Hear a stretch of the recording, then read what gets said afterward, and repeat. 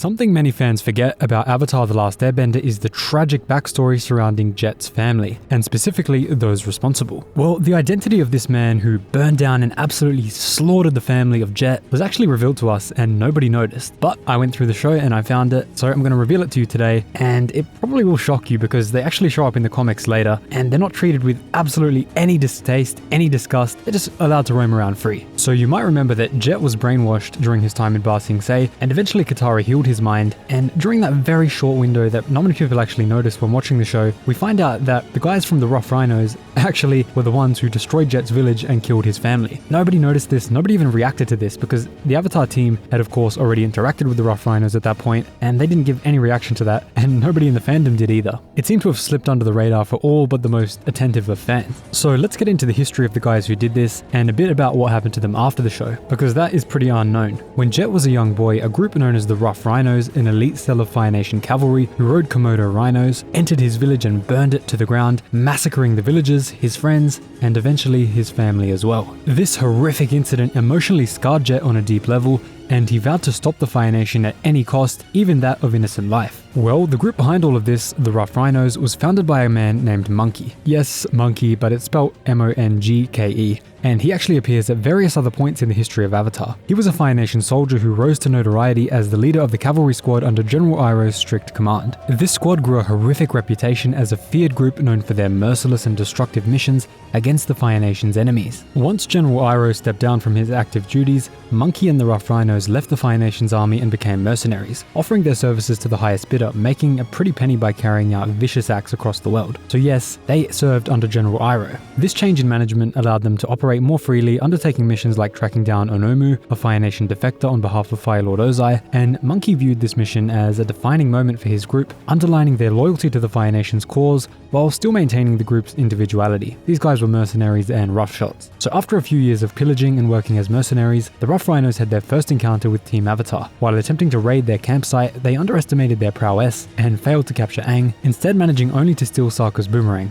Unfortunate. Future battles with the team in various locations, including Chin Village and a nearby town, served to highlight Monkey's inability to adapt to the group's combined skills. Despite his firebending skill and elite tactical leadership, Monkey was often overcome by superior teamwork, chemistry, and the bending abilities of Aang, Katara, Toph, and Sokka. Monkey's arrogance was so severe and overpowering that it actually extended to his confrontations with the former Fire Nation allies that he had made. At one point, he and the Rough Rhinos ambushed Iroh and Zuko, now fugitives, near the Siwong Desert, attempting to bring them to justice for betraying the Fire Nation, and seeking a handsome reward from Fire Lord Ozai. However, Iroh easily countered Monkey's lesser firebending powers, and Zuko ultimately defeated him and his team. Monkey's repeated failures did not deter his efforts, and they solidified his reputation as a dangerous yet flawed adversary who had been bested by not only the Avatar, but now General Iroh and Prince Zuko. After the 100-Year War, Monkey and the Rough Rhinos transitioned into a more pure mercenary work-for-hire style of job, showing loyalty only to those who paid them and entirely leaving behind their ties to the Fire Nation. At some point, they were employed as security for prominent figures like Lo Ban and Lao Beifong, Toph's dad. During this time, Monkey encountered Team Avatar once again, this time at the earthen fire refinery owned by the duo. He was quick to pick a fight, but was quickly and decisively defeated. His confidence in his firebending and combat skills was no match for the combined efforts of Aang, Katara, and Toph. In one instance, he was even left encased in ice, humiliated and immobilized, leaving him to reflect on his many failures after forming the Rhinos. Not much is known about what happened to him after the comics, but that's a source of a lot of issues that fans still have with this character to this day. Although Iroh was much more brutal back in the day, he still should have taken issue with the Rough Rhinos destroying Jet's village, killing innocents, and especially since they had a reputation for being merciless, implying that they did this kind of horrendous act often, and also implying that when they did the act, they didn't take prisoners, let's just say. They absolutely slaughtered anyone they came across, and they were known as being one of the most brutal groups ever to rampage the Earth Kingdom. And that's saying a lot because we all saw what happened in Book 4 of Korra with what Kuvira's forces did to the Earth Kingdom. These guys were even more brutal than that. At least Kuvira had some sort of legitimacy by being backed by the United Earth Nations, or being backed by a government of some type, even though it was tyrannical. These guys were just anarchy monkey, destroying absolutely any village they came across and completely taking no prisoners. Many viewers of the show were dissatisfied with Jet not getting justice against Monkey and his squad, and believed that if Zuko knew about these events, he would have kept them all locked up for a very, very long time for what they did. They had to pay a price, and fans were hoping that Zuko would actually do that in the comics, but that didn't unfortunately come to pass. Unfortunately, despite Jet's arc being a deeply interesting one, this is still an unresolved aspect of the whole story, and it leaves Jet's family and Jet's crew, Jet's associates without closure, and this is still an unresolved aspect to this day, leaving a very sad and flawed ending to Jet's story. But in one way, this actually reflects the realities of life. Not every bad man faces justice, and sometimes it can take a while for wrongdoers to be punished, even when a new government is established and a new order takes over across the land. So maybe Zuko did truly try to punish these guys at some point, and we just never heard about it. Or maybe they slipped through the cracks and lived to ruin more lives later on. Really, the Rough Rhinos are one of the most brutal groups to ever grace Avatar, and the fact that we don't know what happened to them after the comics and the graphic novels tells us that they may have gone down in Avatar history, and we just haven't been told that story yet. But now I'm going to get into a very popular fan theory. This lack of explicit resolution has led to a popular fan theory that attempts to tie up these loose ends that we have. The theory suggests that in the immediate aftermath of the war, a newly instated Zuko, facing internal and external threats, which we did see in the comics, you can check my channel for those, may have secretly utilized the Rough Rhinos for his operations that were more under the table,